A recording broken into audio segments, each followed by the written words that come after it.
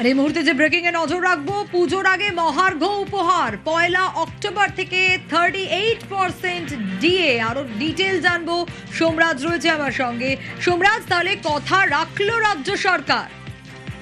দেখো, মুখ্যমন্ত্রী শুভেন্দু অধিকারী আগেই ঘোষণা করেছিলেন যে 1 অক্টোবর থেকে 20% ডিএ বাড়ানো হবে। সেই 20% ডিএ বাড়ানোর নির্দেশিকা আজ রাজ্যের অর্থ দপ্তরের তরফে জারি করা হলো।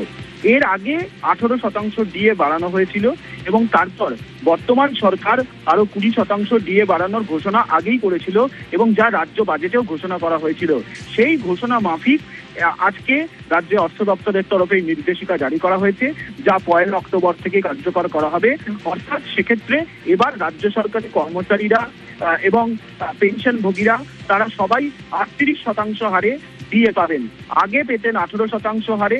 রাজ্য সরকারি কর্মচারীদের জন্য 1 অক্টোবর থেকেই 20% ডিএ বাড়ানোর ঘোষণা মুখ্যমন্ত্রী শুভেন্দু অধিকারী করেন এবং তারই নির্দেশিকা আজ রাজ্য অর্থ দপ্তরের তরফে জারি করা হয়। তুমি জানো, মুখ্যমন্ত্রী শুভেন্দু অধিকারী তিনি জানিয়েছিলেন যে পুজোর আগেই এই বর্ধিত ডিএর টাকা সরকারি কর্মচারীরা পাবেন, পেনশনভোগীরা পাবেন। ইতিমধ্যেই তার প্রস্তুতিও নিতে শুরু করেছে অর্থ দপ্তর। আজ সেই নির্দেশিকা আনুষ্ঠানিকভাবে জারি করা হলো অর্থ দপ্তরের তরফে। অর্থাৎ ডিএ নিয়ে আনুষ্ঠানিকভাবে নির্দেশিকা রাজ্যের অর্থ দপ্তর জারি করলো। রাজ্য বাজেটে ঘোষণা মাফিক যে 20% ডিএ 1 অক্টোবর থেকে কার্যকর করা হবে, সেই 20% ডিএ এবং এর আগে সরকারি কর্মচারীরা আরো 18% ডিএ পেতেন।